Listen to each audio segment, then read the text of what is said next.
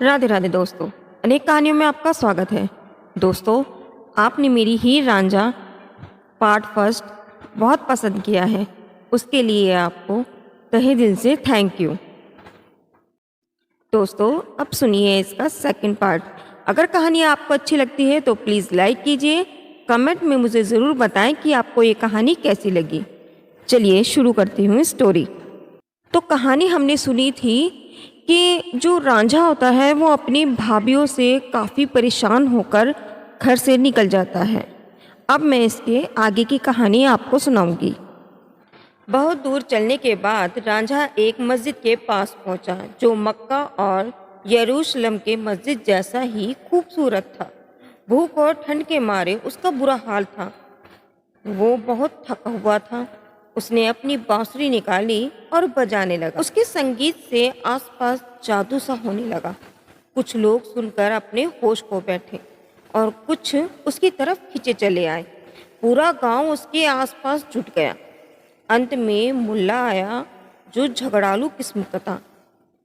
रांझा को देखते ही वो कहने लगा, लंबे बालों वाला, ये काफिर कौन है? यहाँ ठगों के रहने के लिए जगह नहीं है। अपने बाल पहले कटवाओ ताकि तुम खुदाई जगह पर रुकने के काबिल हो सको। राजा ने मौलाना को जवाब दिया, लंबी दाढ़ी से तो तुम शेख की तरह लगते हो, फिर भी शैतान की तरह व्यवहार क्यों कर रहे हो? मेरे जैसे बेकसूर यात्रियों और गरीब फकीरों को दूर क्यों भगाते हो? तुम कुरान अपने सामने रखते हो, फिर भी तुम्हारे मन में इतना भेदभाव भरा है। तुम गांव की महिलाओं को गलत राह दिखाते हो। तुम तो गायों के बीच में सांड जैसे हो। मौलाना ने पलटकर जवाब दिया, मस्जिद खुदा का घर है और तुम्हारे जैसे शैतान को इसमें रहने का कोई हक नहीं है। तुम नमाज अता नहीं करते, लंबे बाल और मूछें रखते हो। ऐसे आदमी को तो हम पीट कर भगाते हैं। कुत्तों और तुम्हारे जैसे भीख मंगों को तो चाबुक से मारा जाना चाहिए। रांझा ने मौलाना से कहा, खुदा तुम्हारे गुनाहों को माफ़ करे। ए अक्लमंद इंसान, ये बताओ कि शुद्ध क्या है और अशुद्धता क्या है, गलत क्या है और सही क्या है? नमाज किन चीज़ों से बनता है?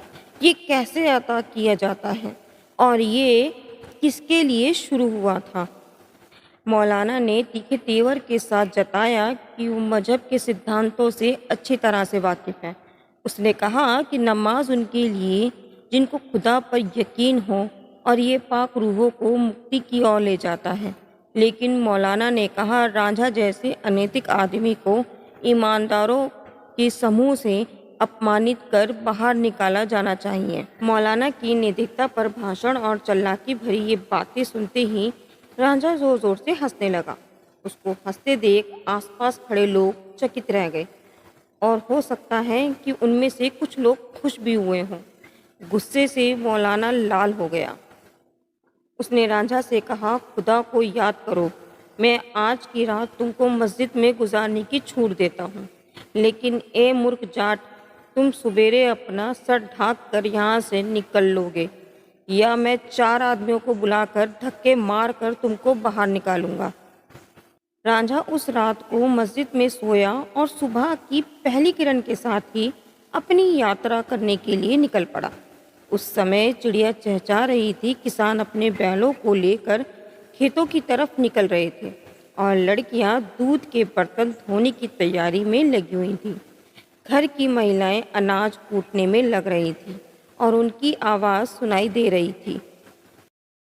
दिन में तीसरे पहर में जब सूरज पश्चिम दिशा में ढलने के लिए चल पड़ा, उस समय रांझा चेनाब नदी के किनारे खड़ा था।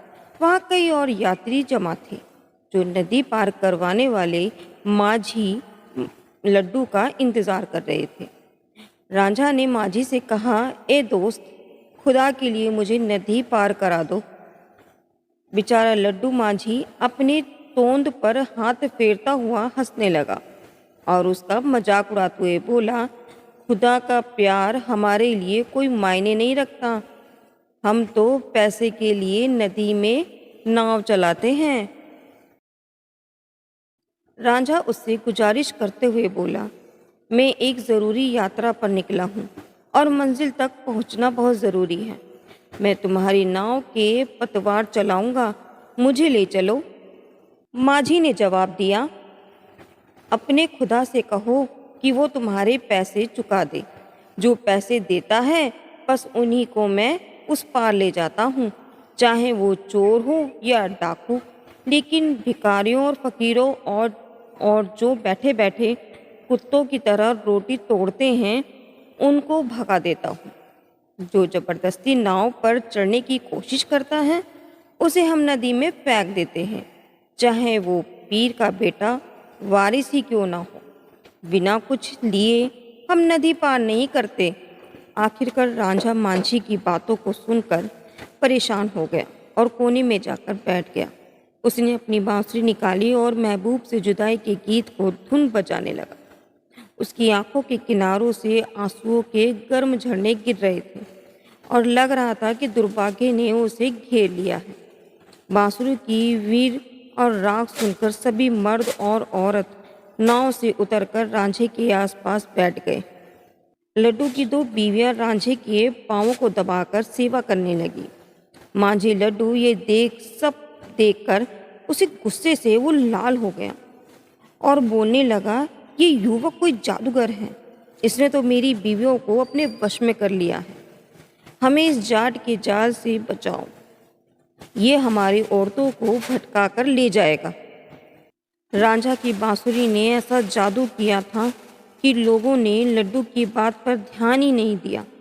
बांसुरी बजाते बजाते जब रांझा के दिल को थोड़ी राहत मिलने लगी तो उसने आसपास घेरे लोगों को नज़रअंदाज करते हुए अपना जूता उठाया और नदी के पानी में उतरने लगा। उसे ऐसा करते देख लोग कहने लगे, नहीं नहीं, नदी में मत उतरो। चेनाब की धार गहरी और बहुत तेज है। इसकी गहराई को कोई नहीं माप सका। एक क्षण में यह नदी जान ले सकती है। लड्डू की बीवियों ने रांझा के कपड़े का छोर पकड़ लिया और उसे लौटने को कहने लगी, लेकिन रांझा ने सबसे कहा, जिसकी जिंदगी कष्ट में हो वो मर जाए, यही सही होगा। वो खुशनसीब है जिनके उनका घर बार नहीं छूटता। मेरे माँ बाप नहीं रहे तो भाइयों ने मुझे दुख देकर बाहर निकाल दिया। रांझा ने अपने कपड़ों को सर पर रख लिया और अपनी आत्मा को मजबूत करते हुए नदियों का जो होता है ना, नदियों के खुदा का नाम लिया और पानी में चलने लगा। लोग उसकी तरफ दौड़े और उसे पकड़कर वापस ले आए। लोग उसे ज़ोर ज़ोर से कहने लगे, भाई मत जाओ, निश्चित रूप से तुम नदी में डूब जाओगे। हम तुमको अपने कंधों पर ले चलेंगे। हम सब तुम्हारे सेवक हैं और तुम हम सबके प्यारे हो। रांझा के बाहों को उन लोगों ने पकड़ा और खींचकर नाव पर ले आया। नाव पर लाकर रांझा को अपनी हीर की गद्दी पर बिठा दिया।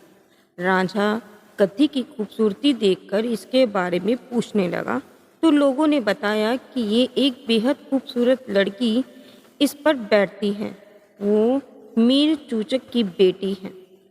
महताब से भी ज़्यादा चमकता हुस्न है उसका। उसके हुस्न के कयामत से परियों की रानी तक खौफ खाती हैं। एक बार जो उसके जादू में गिरफ्त हुआ, वो धरती पर आवारा हो गया। ये सिवायलों के लिए गर्व करने की चीज़ है। उसका नाम हीर है। रांझा ने बिना किसी भेदभाव के बड़े छोटे, अमीर गरीब सबसे उस गद्दी पर बैठने की गुजारिश की। वो सब रांझा के आसपास उसी तरह बैठ गए जैसे कि शम्मे को चारों तरफ से परवाने घेर लेते हैं। अब लड्डू रांझा को उस पार ना ले जाने की बात को याद कर पछता रहा था। वो कहने लगा, मुझे डर लगने लगा था कि कहीं वो डाकू बांसुरी की जादू से मेरी बीवी को लूट कर ना ले जाए। नाव पर लोग रांझा से उसकी जिंदगी के बारे में पूछने लगे। कहाँ से आए हो? घर क्यों छोड़ दिया? तुम तो बड़े कमज़ोर दिख रहे हो। क्या किसी ने तुमको कुछ खाने पीने को नहीं दिया?